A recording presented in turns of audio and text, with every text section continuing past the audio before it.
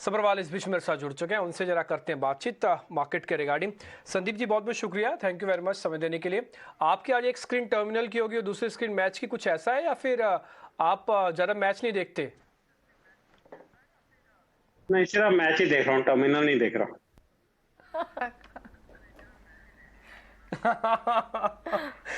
ये इंटरेस्टिंग है। अच्छा, ये अच्छा किया कि आप सिर्फ मैच ही देख रहे हैं, टर्मिनल देख ही नहीं रहे।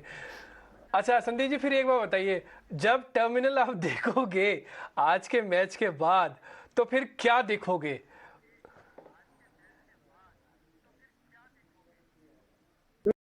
खास नहीं है, एक दो दिन मार्केट ऊपर नीचे चलता रहता है, उससे कुछ ज्यादा फर्क नहीं पड़ता। एब्सोल्युटली, ओके बिल्कुल। ठीक है। गुड अब मैं आफ्टरनून संदीप।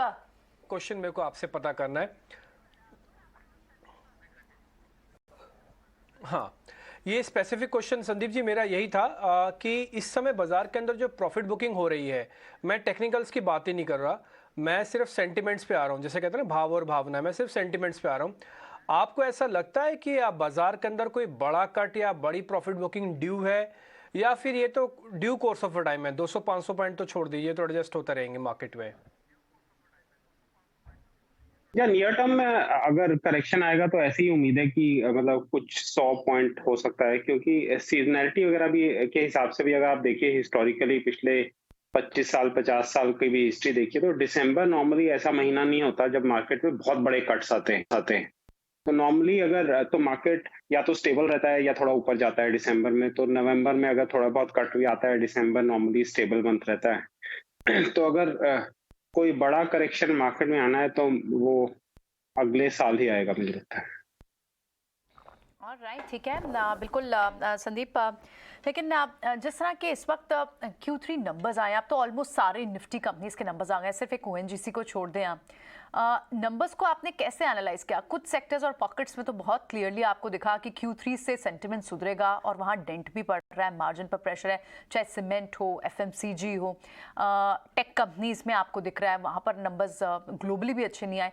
ओवरऑल आपको Q2 से अब लगता है कि जितने भी हेडविंड्स थे वो कहीं ना कहीं अब टेलविंड्स है और Q3 से अर्निंग्स और बेटर होंगी? कॉर्पोरेट कैसे एनालाइज किया आपने अब निफ्टी अर्निंग्स को? देखिए Q3 में बेटर होगी कि मार्जिन इंप्रूवमेंट शुरू होना चाहिए, या कुछ कंपनीज में मार्जिन इंप्रूवमेंट हमने ऑलरेडी देखा है तो वो शायद बढ़ेगा अगले कुछ क्वार्टर्स में। लेकिन हमें ये भी याद रखना है कि पिछले 4-5 महीने में इंटरेस्ट रेट 2% से बढ़े हैं और उम्मीद है कि शायद 0.5% और बढ़ जाएगा इस मंथ के एंड पे जब RBI की पॉलिसी आएगी। तो 2.5% जब इंटरेस्ट रेट बढ़ता है एक बेस पे जो कि 7-8% का बेस था, उस पे अगर 2.5% इंटरेस्ट रेट बढ़ता है उसको इकोनॉमिक ग्रोथ पे जरूर असर आता है। तो वो एक ग्रोथ पे असर भी आएगा, उस कारण से हो सकता है कि प्रॉफिट पे प्रेशर है। तो दोनों तरफ के पुल्स हैं। तो हम लोग ये नहीं कह सकते कि पॉजिटिव ही है, ये मिक्स पिक्चर है आज के दिन। और इस मिक्स पिक्चर के कारण ही मुझे लगता है कि ऐसा उम्मीद करना कि मार्केट बहुत ज्यादा यहाँ से चढ़ जाएगा नियर टर्म में, ऐसी पॉसिबिलिटी नहीं है। दूसरा जो मेरी सबसे बड़ी ऑब्जर्वेशन इस बार के कंपनीज के कॉन्फ्रेंस कॉल्स वगैरह अटेंड करके है कि सब कंपनीज ने अब ये कहना शुरू किया है कि अब प्राइस हाइक्स जो होने थे हो गए हैं, अब ज्यादा प्राइस हाइक्स नहीं होंगे और अब हो सकता है कुछ जगहों प्राइस कट्स हो। तो एक जो इन्फ्लेशन का बड़ा प्रेशर था, वो मुझे लगता है कि अगले 4-6 महीने में काफी कम हो जाना चाहिए, अनलेस एंड अनटिल कोई बहुत अलग सी चीज ग्लोबली हो जाए और बहुत ही ज्यादा कमोडिटीज में स्पाइक आ जाए, जो कि उम्मीद जिसकी कम है। तो आज से 4-6 महीने बाद मुझे लगता है कि मार्केट्स के लिए ओवरऑल और स्पेशली ब्रॉडर मार्केट्स के लिए जिनमें इंटरेस्ट रेट बढ़ने का असर ज्यादा फील होता है, सिनारियो बेटर हो जाएगा। Sandeep, good afternoon. की इन्फ्लेशन डेटा US CPI जो एक बड़ा ट्रिगर है जिसको वॉच आउट करना है, उसी से ठीक पहले हम देख रहे हैं ग्लोबल सेंटिमेंट्स में कंसर्न्स हैं और उसका एक इवेंचुअल इम्पैक्ट डोमेस्टिक मार्केट्स पर भी है। एंटिसिपेशन तो यही है कि US CPI डेटा से कंज्यूमर प्राइसेस में कुछ ईज आउट ट्रेंड नजर आए और उसी से आगे फिर फेड किस तरह के स्ट्रैटेजी अपनाएंगे उस पर भी एक आकलन या कह सकते हैं आइडिया लगता हुआ दिखेगा। US के CPI डेटा आज है, कल इंडिया CPI डेटा है। इन्फ्लेशन के फ्रंट पर या फिर इंटरेस्ट रेट सिनेरियोस के फ्रंट पर अगर आप कोई आउटलुक देना चाहें? या मुझे ये लगता है कि इंटरेस्ट में ये है कि इंटरेस्ट रेट्स जो ऊपर जा रहे हैं वो जाने का प्रोसेस अभी भी जारी रहेगा, लेकिन अगले 2-3 महीने में मुझे लगता है स्टेबलाइज हो जाएगा। लेकिन जहां लोग रिस्क को कम एनालाइज कर रहे हैं, वो मुझे ये लगता है कि लोगों को लगता है इंटरेस्ट रेट ऊपर जाएंगे और फिर इमीडिएटली नीचे आने शुरू हो जाएंगे। ऐसा नहीं होगा, क्योंकि जो टारगेट है सेंट्रल बैंक्स का और जो अभी इन्फ्लेशन है उसमें गैप बहुत ज्यादा है। तो एक गैप फिल होने में बहुत समय लगेगा, तो इंटरेस्ट रेट ऊपर जाके ऊपर ही रहेंगे काफी समय तक। और ये जो है, ये काफी एनालिस्ट जो मार्केट में है वो इस चीज को फैक्टर नहीं कर रहे हैं, जो कि ग्रोथ और ओवरऑल मार्केट वैल्यूएशन के लिए नेगेटिव रहेगा। इसीलिए मैं कह रहा हूँ कि इंडेक्स वाइज बहुत ज्यादा अपमूव होना अगले 3-4 क्वार्टर्स में मुझे बहुत मुश्किल लगता है, क्योंकि इंडियन मार्केट्स ने एज इट इज इतना आउट परफॉर्म किया है कि वैल्यूएशन ऑलरेडी 18,000 पे 20 टाइम अगले साल के अर्निंग्स में है।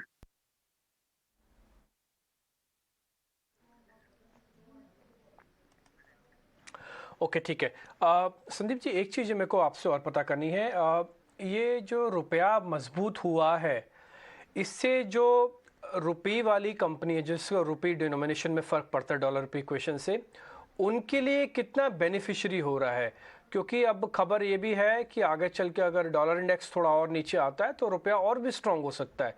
ये गाइडेंस है, ये प्रोबेबिलिटी है। हाँ, तो आप मेरे को जरा उससे कुछ सेंसिटिव एरिया बनता है या फिर उसको निगलेक्ट करें, छोड़ दें, ज़्यादा वेटेज नहीं है? नहीं, ज्यादा वेटेज नहीं देना चाहिए, क्योंकि रुपी का मूवमेंट स्टैंड अलोन नहीं है। रुपी का मूवमेंट बाकी ग्लोबल करेंसीज के हिसाब से ही चल रहा है। जैसे अब बाकी इमर्जिंग मार्केट करेंसीज में डेप्रिसिएशन आया है, रुपी में भी डेप्रिसिएशन आया है। जब वहां पे स्ट्रेंथ आ रही है तो रुपी में स्ट्रेंथ आ रही है, तो इस पे मुझे लगता नहीं है ज्यादा रीड करना चाहिए। दूसरी चीज ये है कि नॉर्मली जो फोर्थ क्वार्टर है फाइनेंशियल ईयर का और जो फर्स्ट क्वार्टर होता है कैलेंडर ईयर का, उसमें जनरली रुपी स्ट्रांग होता है हिस्टोरिकली। अगर आप 30-40 साल का हिस्ट्री देखिए, क्योंकि उसमें काफी रेमिटेंसेज आते हैं, काफी पैसे एक्सपोर्टर्स के वापस आते हैं। और तो मुझे लगता है कि अगले 2-3 हफ्ते में जो भी गिरावट आनी है रुपए की हो जानी चाहिए, उसके बाद कुछ महीने तक स्टेबल रहना चाहिए। कुछ स्टॉक स्पेसिफिक जहां पर हमने देखा कॉर्पोरेट अर्निंग्स के मूव बहुत स्ट्रॉन्ग दिखे, जैसे कि डिविस लैब जैसा स्टॉक, क्योंकि यहां पर जिस तरह के नंबर्स आए और उसके बाद बड़ी ब्रोकिंग फर्म्स ने ईपीएस कट दिए हैं, जेफरीज हो, बोफा हो, गोल्डमन सैक्स हो, और ईपीएस कट्स 23 FY 23-24 के लिए 17% तक ईपीएस कट्स दिए हैं। आपको ये कितने बड़े कंसर्न लगते हैं डिविस लैब के लिए? आप एक अच्छा स्टॉक है, लार्जेस्ट एपीआई फॉर्मुलेशन है उसके पास, लेकिन फिर भी डिविस लैब जैसे स्टॉक जो पोर्टफोलियो में मस्ट होते हैं, किन लेवल्स पर आपको वैल्यू दिखेगी? देखिए, काफी सारे ऐसे मार्केट में जो बहुत ओवर ओन्ड हो गए थे, क्योंकि लोगों को लग रहा था कि इनके प्रॉफिट बढ़ते ही रहेंगे और मार्जिन इंप्रूव ही होते रहेंगे। उनमें डिविस लैब है, टाटा एल्क्सी है, कुछ केमिकल कंपनीज हैं। तो मुझे लगता है कि आज के दिन ये बहुत स्टॉक्स ओवर ओन्ड है और अर्निंग आउटलुक नियर टर्म अगले 3-4 क्वार्टर्स के लिए इतनी स्ट्रांग नहीं है। तो इनमें बेटर लेवल्स मिल सकते हैं, क्योंकि अभी भी लोगों के पास बहुत है ये स्टॉक्स। और जैसे जैसे लोग डिसअपॉइंट होते जाएंगे और परफॉर्मेंस नहीं देखेंगे वो लोग, और सेलिंग आती रहेगी इसमें कंटिन्यूअसली, तो मुझे लगता है अभी समय नहीं है इनमें इन्वेस्ट करने का। इन स्टॉक्स को वॉच लिस्ट में डाल सकते हैं, सही समय आने पर यहाँ पर एक बार एंट्री के बारे में सोचा जा सकता है। संदीप, लेकिन बैंक्स एंड फाइनेंशियल्स, सरकारी बैंक क्षेत्र का खेमा अगर देखें, काफी हद तक बाजार को संभालने का काम किया। बैंक निफ्टी में हमने आउट परफॉर्मेंस भी देखी है, चाहे फिर निजी बैंक क्षेत्र हो या सरकारी बैंक क्षेत्र हो। कई सारे ग्रोथ ट्रिगर्स हैं, क्रेडिट ग्रोथ सिनेरियो नजर आए हैं, नेट इंटरेस्ट इनकम लगातार बढ़ना, अच्छे नतीजे का घटना, ये सारे के सारे पॉजिटिव्स दिख रहे हैं। ऐसे में क्या आपको लगता है PSU bank space, private bank space में अब भी एंट्री पॉइंट्स बनते हुए दिख रहे हैं? या करेक्शंस पे ये ऑब्वियसली बाय है, क्योंकि सबसे ज्यादा स्ट्रॉन्ग रिजल्ट्स बैंक्स के ही आए हैं। लेकिन पीएसयू बैंक्स में मैं पर्सनली ज्यादा इन्वेस्ट नहीं करता। वैल्यू उनमें हमेशा दिखती है, लेकिन उनमें एनपीएस भी बहुत फास्ट आ जाते हैं और वो सारी स्टोरी अनवाउंड हो जाती है। तो मुझे लगता नहीं कि उनके मैनेजमेंट स्ट्रक्चर में ऐसा कुछ चेंज हुआ है कि जो सडनली ये सब नहीं होगा आगे जाके भी। तो बड़े बैंक्स पे फोकस रखना चाहिए जिनके नतीजे भी अच्छे आए हैं, axis bank, ICICI bank, HDFC bank या फिर बड़ी एनबीएफसीज। तो मुझे लगता है कि इनमें आउट परफॉर्मेंस के स्कोप ज्यादा है। ठीक है संदीप जी, वैसे हम आपसे क्या पूछें, ऑलरेडी कई क्वेश्चंस तो पूछ लिए, मानसी ने, प्रियंका ने और मैंने भी। लेकिन आप अपनी तरफ से बता दीजिए ना, हो सकता हम कुछ ना पूछ पा रहे हो, क्योंकि हमारा बैंडविड्थ उतना नहीं है आपके जैसा, हम इतने इंटेलिजेंट नहीं जितने आप हैं।